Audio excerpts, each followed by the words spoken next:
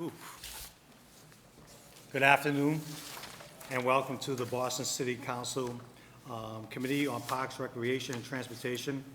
The subject of hearing today is docket number 0877. It's a message and order authorizing the City of Boston to accept and expend a grant of $6 million from the Massachusetts Department of Transportation for pedestrian, bicycle, and traffic improvements on the Summer Street in the South Boston Waterfront District. This matter was sponsored by Mayor Marty Walsh and was referred to the committee on June 14, 2017. I just want to remind you, if you have cell phones, to please turn them off or silence them. And I believe that this is going to be live. Is this live? This will be taped because we're at a new location for our hearings today. To my right is City Councilor Michael Flaherty. Welcome. Thank you. And Chief Osgood, if you want to start your presentation and tell us exactly what you're going to do with this $6 million. Sure. Thank you so much, Councilor Lamartine. Thanks so much, Councilor Flaherty, for being here. I'm also joined by Bill Egan, who is our Public Works engineer, who's been really stewarding this project from the beginning. This particular accept and expend allows us to go forward with a reconstruction of Summer Street from the Fort Point Channel to the West Service Road overpass. It's something which was identified in Go Boston 2030, actually has been a long planned and long discussed investment by the city. It achieves a number of objectives which have been identified by the community as priorities.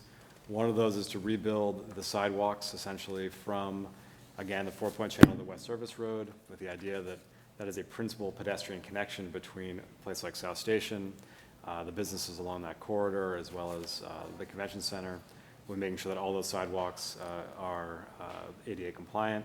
As we improve the actual sidewalks, we're also making investments in the public realm, thinking about better trees, benches, and things that will make the entire pedestrian experience in that corridor simply much nicer. Another thing which has been identified is the need to make that corridor safer for cyclists, for those commuting from South Boston or those commuting to and from the South Boston waterfront. So we'll be adding a cycle track in the right-of-way, sort of at the sidewalk grade, to make it safer for folks who are cycling. And for everybody who's driving or who's on a bus in that key route, we'll be improving all the lighting and improving the signal timing at Melcher and Summer Street to make the actual sort of passage through that entire corridor much better. This has been not only the outgrowth of sort of a lot of long-term conversations with the South Boston Waterfront stakeholders and the Go Boston 2030 process, but wouldn't be possible without MassDOT support, Massport support, the MCCA support, who've been sort of our critical partners in thinking about how to make investments that really help the South Boston Waterfront and South Boston as a whole an easier place, a safer place for everybody to navigate. So I can turn over to Bill, who can talk more in depth about the specifics of the project, but in a nutshell, this gives us an opportunity to reconstruct sort of that critical section of an important spine in the South Boston Waterfront. Thank you, Chief. Bill Egan, Chief Civil Engineer of Public Works. And the project, as Chief Osgood said, achieves a lot of important items that the city has been proposing and is also a part of the Go Boston 2030. And certainly the reconstruction of the sidewalks there, it was an old business district loading dock area, so the sidewalks there are very sloped an extreme amount, very hard for people with accessibility issues to walk up the street. So the sidewalks will be reconstructed. The roadway, the street width is excessively large, so we're going to construct a road diet to slow traffic down and include protected bike lane. And we will be maintaining all the current number of lanes. There's 4 lanes and 2 parking lanes, and that will stay. It is just the roadway is going to get narrower.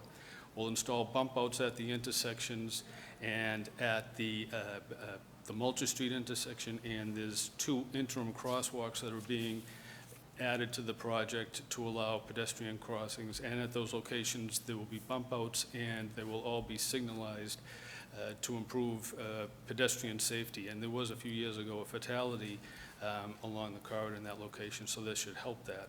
And as I said, signalized for the Mulcher Street, and it's rapid flashing beacons for the other 2 locations. The bus stops that are located there will be reconstructed so The bus stop stops in the traffic lane, and that improves bus traveling time, and it's a key goal of the MBTA to construct these in-lane bus stops to improve service, and that's a very heavily traveled corridor along Summer Street. We'll also be installing trees and benches to make it a little bit more of a placemaking and pleasant walking experience as you're coming either from the South Station or the Convention Center in Point South and walking through the corridor. We would also be adding improved lighting in the form of the 4-point lighting fixtures, and we'll also be adding boulevard lighting, which is, will supplement the 4-point fixtures. And, you know, some of the areas, you know, in between where the trees are, there'll be some pavers that'll be added and other architectural features to the corridor as well. And I think that pretty much concludes all the improvements to the site. Great. So when is the project expected to begin? The project itself is, the two items that we're mainly waiting for is the approval of the accept and expend and the signed contract with MassDOT approving the money to be allocated for the project. The design itself is complete. We had final submission about a month ago, and we're going through final comments, but we anticipate in terms of design and procedures, other than the flow of capital, that the project will be ready to advertise within the next month or two. Oh, nice. How much money is the city put into this project? Is the city money or just the design? Just the design was Okay. funded by the city. And how much was that? It was, the design was combined with the redesign of, and reconstruction of Congress Street, and I think it was approximately 1.8 million for the two projects combined. Of that 1.8 million, I would say 900,000 went to the Summer Street project. I don't know the exact number. It might have been between, I would say 900 and a million, 900,000 and a million. And on the sidewalks, so I know that a lot of those sidewalks are hollow, right?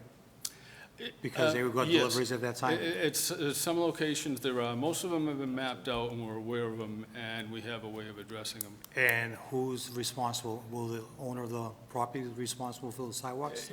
Yes, whenever there is an areaway, you know, it's usually, typically, it's always the property owner. In some locations, if it's an areaway with a structural roof and there's some brick over it, sometimes the city can take the brick off and put new brick on, and you don't disturb the areaway. But for the most part, it's usually the owner that takes care of that. Do you have buy-in from the owners? How they? Yes. Oh, you Yep. do? Yeah. Okay. Oh, yes, absolutely. And I just should note, Council, that with respect to areaways along Summer Street, they're very small and minor, and the you know, reconstruction in and around them is a pretty relatively painless, as unlike other areas. Okay. So your protected bike lanes, are they going to look like the ones on North Washington Street, or not Causeway Street and Yes, and Commercial Street. Commercial Street, the same? Yes, the only difference, Commercial Street, it has the two lanes, the two bicycle lanes on one side of the street. Yep. On Summer Street, it's split. you Or know, split, so both sides? Yes, on both sides. So there'll be, the bicycles will travel in the flow the same direction as Is the it vehicles. Yes. Great, I'm looking forward to the project. Counselor Flaherty, you have any questions Yeah, or thank you, concerns? Mr. Chairman. Do you guys have a schematic or a design of the? Yes, proposal? absolutely. Did you bring it with you? No, I did not bring it. I do have a cross-section that's attached to this right up here that just shows that the sidewalks are being Right. widened. But yeah, I think before I can vote on this, I need Yeah. to see it. I can send you one. And I'd right when- encourage the chair not to move it until we get to see it. Yep. So other than this little thing right here, but we don't know, so you're starting at Melcher Street? Yes, What are we doing with the bridge? So nothing's gonna happen on the bridge. no, So a biker is gonna come over the bridge, or is either gonna come up A Street onto Melcher Street and bang a right and get into this cycle track thing, yes, or you're gonna come across the bridge from South Station yes, with no cycle track. You're gonna enter into a cycle track, and then it's only going a couple hundred yards, because you're only gonna go to the West Service Road, correct? And then it's gonna stop. So then what happens So so now they come out of it, and now what do they do?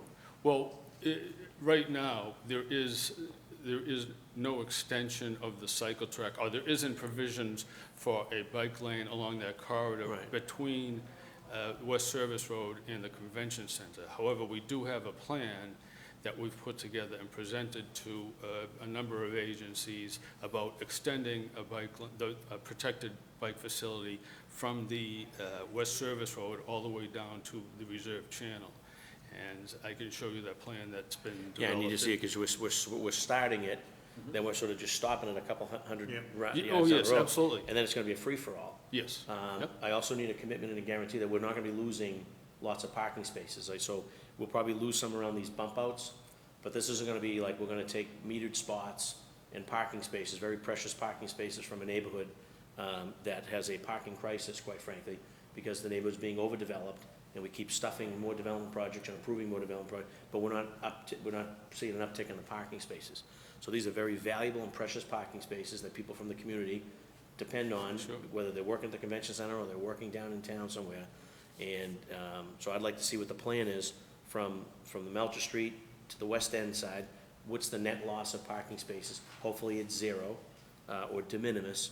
And then from the West End down to the reserve channel, going forward, I would like to see us, if we're gonna be in the sidewalks, let's streamline the hydrants and the mailboxes and the loading docks to get more parking spaces. Because right now, if you know the businesses down there, you have a kiosk, and then you have a hydrant, and then you have the loading zone, and then, so there's stretches where no one can park, because you have sort of a loading zone and a hydrant. If you can sort of coordinate those and have them sort of scrunched in a little bit closer together while we're in the street and while we're in the sidewalk, and he's gotta run a pipe, that's gonna create maybe 2, 3, 4 more parking spaces on one side of the street. So I just want, when you're going into this, it needs to be full vision. We're accommodating the handicap accessibility piece on the sidewalk. To the council's point, a lot of those sidewalks are hollow, at least in sections of it. Makes sense. Clearly, there's an opportunity here for cyclists. Makes sense. Someone needs to look out for the motorists, for those that are car dependent, who need their cars to get to and from work, to get their children to school and to doctor's appointments. We can't be doing all these improvements and just disregarding the value of a very precious parking space and/or the value of a meter that generates revenue that allows us to do what we're looking to do here. So I just want to make sure, we've always taken the approach, we sort of go in there and we worry about the parking spaces and the meters last. That's our revenue generator. We should be sort of thinking about like keeping that or adding to that, or how do we get more of that to pay for this?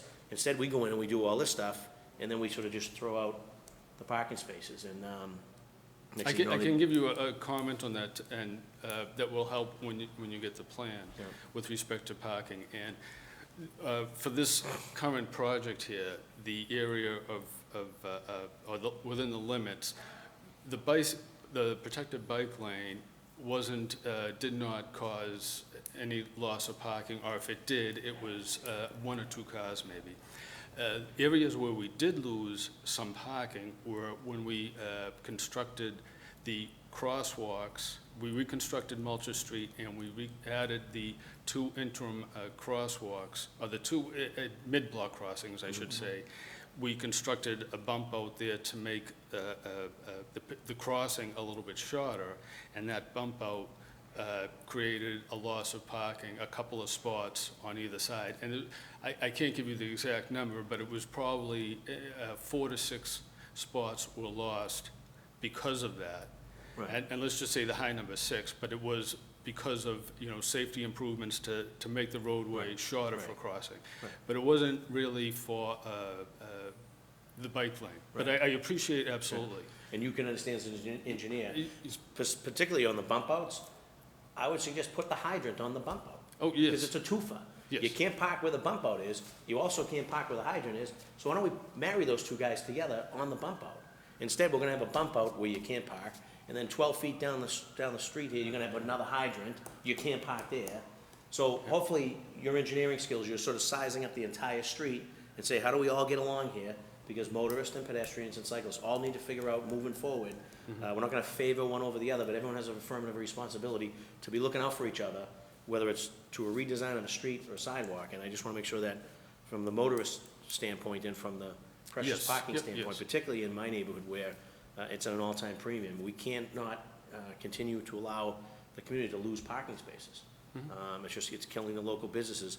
Transition to the local businesses, you get a lot of businesses there. Yes. You got the Papagayo, you got the Dunkin' Donuts, there's a bunch of other little shops. How are we accommodating those? Because I think when we rolled out something similar over near Mass and Com Ave, some of the local businesses there they dealt with the disruption. Maybe it's a lesson learned over there. How are we handling the flow, when the construction's gonna happen, how they're gonna get their patrons in and out? There's businesses there, there's residences there. So I guess what's the plan, how we're gonna attack that? Sure. And yes, the hydrants, and sometimes you have streets where you have the high-pressure lines and the low-pressure lines, so you get double the hydrants there. But yes, we always try and put it, when we can, take the hydrant and we'll move it to the street corner where you can't park 20 feet from the corner, or at a location where there's something else going on. Sometimes it can be kind of expensive when you do a whole relocation of the hydrants, but we always try and relocate them when we do to a place where cars won't be But when I get parking. this design, when you show me the design, is that gonna be reflective in the design? Is the design gonna show me where the hydrants are gonna go? Well, the plan, I have a schematic or a graphical plan, and I can show some locations of the hydrants there. Off the top of my head, I don't know how many hydrants there are and where they're placed. I do not think that specifically on this project, we relocated some hydrants, only because during the design, it wasn't necessarily warranted, and there was also a cost implication that we were trying to. When we were doing the design, it was originally being paid for by the city, and we were limited in the amount of dollars, or just trying to limit that. Right. But you understand my point? If Oh, we have a bump out- absolutely, if we yes. have a bump out, and then we have a bus stop, and then we have a hydrant, Yes. that's like 20 yards where no one can park. Whereas if we just Absolutely, put them all yes. together, put the bus stop at the bump out with the hydrant, Yes, we get a three for it. It's just like having that type of mentality, I guess, Right. in logic as an engineer. yes, oh, It's yes. just sizing up that street. So if you wanna sit with me and we meet anytime this week and go to the corner of sort of Melcher and Summer and just size up the whole street, it's literally like an expressway. It's so wide, so there's added value in being able to sort of pull this in from a traffic calming standpoint, accommodate the sidewalk piece, which needs to be revitalized and handicap accessible. We're increasing a bike lane that's gonna start, but it's gonna go to nowhere because it's gonna stop at the West End Road. From the beautification, I'm asking that you extend the trees further down beyond the West End, so it's not, again, it's a start and stop, and try to continue that tree and those benches, the length of Summer, as far as potentially we can maybe get it down in the reserve channel. So as long as you have an eye towards those types of details and that. And just to spots follow not up to be on the extension casualties. of the bike lane, we have a layout, and the layout isn't a layout that is going to disrupt parking. It is working with the parking to keep it and maintain it. And one of the things, the way we're trying to achieve that is there's the median that runs down the middle. If we move the median, that gives us extra space in the roadway to, make the changes that we want. Right.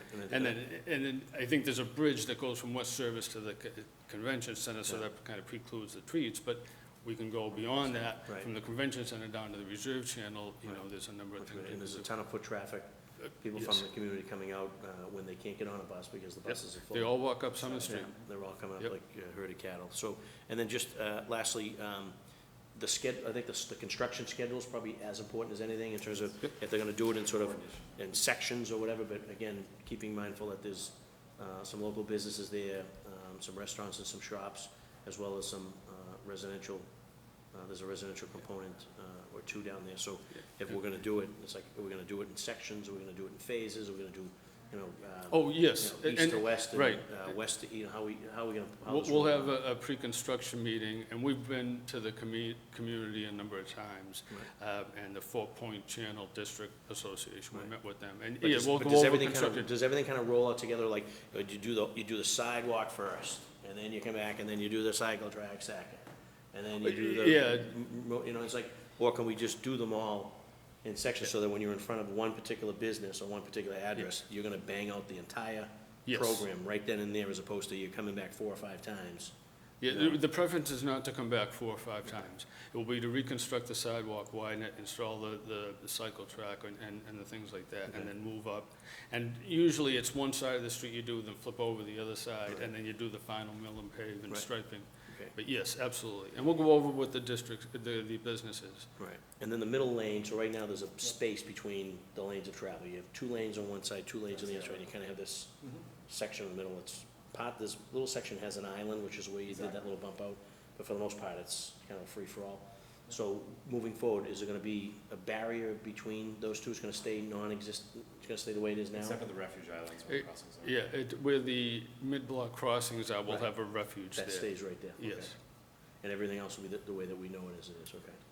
And I think that's important, you may have been briefed on, there's a concept, sort of a gondola Yes. that potentially could be coming to connect South Station, to the South Boston, to the Convention Center, to the South Boston Waterfront, and to the Ray Flynn Marine Industrial Park, so, again, it's futuristic, but wanna make sure that if we're doing things now, that we're not sort of in the way of something that may take us to a whole new level of having a transportation node like that. I think that'd be pretty impressive, to alleviate a lot of the congestion down there, but if all the space is taken and there's nowhere for them to come in, so having that middle of the street, I guess, in the air rights above it, staying free and clear is important, from my perspective, and I'm sure from a transportation perspective, Chief, that you guys would agree, so. Thank you, Mr. Chairman, I appreciate your time and Good. patience, yeah. So you mentioned something about mid-block crossing. Yes. Is that to be signalized? It's a flashing Is a flashing beacon. light. Flashing? And Yeah. it's not in the traditional, a mast arm with a red, yellow, green. It's more of a yellow flashing beacon. Yeah. You press the button and it flashes. And Let me the just car- ask you, so, does it, the minute, it seems like the minute someone, is it like a sensor, is it sensor driven? You press press it it and it Oh, you goes do off. press it, all right. It seems almost like someone walks and the next thing you know, the thing starts to flash. It's an effective, No, we have one Yeah. on Saratoga Street in East Boston. they didn't know if it was a button operated or if it was a sensor that they sense that someone's in. Right, some of them are sensors, but these are push button. And the primary reason we went to the flashing beacons is because if, they're so close to Mulcher Street, it's the potential you would have had 3 signals right in a row stopping traffic, and, so cars would stop at one, then stop at another, so, and it would always be on kind of a recall thing. No, I mentioned that because I'm always hearing from Transportation Department that we don't do mid-block crossings anymore. So, you tell me what. It's that particular long stretch where there's a lot of folks, it's a stretch where a lot of folks are crossing mid-block, and we want to make sure that's a safe crossing. The space between the Melcher light and the next light up is. D Street. Yeah. Well, actually, it's like, I the believe convention it's center has, a light, the yeah. convention center has a Yeah. light, but it only activates when there's a show. When there's no show, Yeah. the light's not active, just to get there. So the first one is that Melcher? Yeah. Melcher and A A. and Melcher, and the next one, Is technically, convention. the next one's not till D Street. Yes, it's a very long stretch between. Yeah. But there is another one in between, but it's only activated when there's a show, so. Well, I just hope that you will get some positive feedback in regards to the bike lanes, because it wasn't positive in North End. So I support bike lanes. With that, do we have anyone that wants to testify? Seeing there's no one here that wants to testify, 1 second. So I would really like to vote on this tomorrow. So if you could sit down with the counselor. Yeah. I'm in now, if you wanna bring it back down. Yeah, whenever you're so this way we could vote on it, because we're not meeting until August 2nd. August 2nd. Yep. Okay? Right. Hearing's adjourned. Thank you. Yeah, I'm in the chief.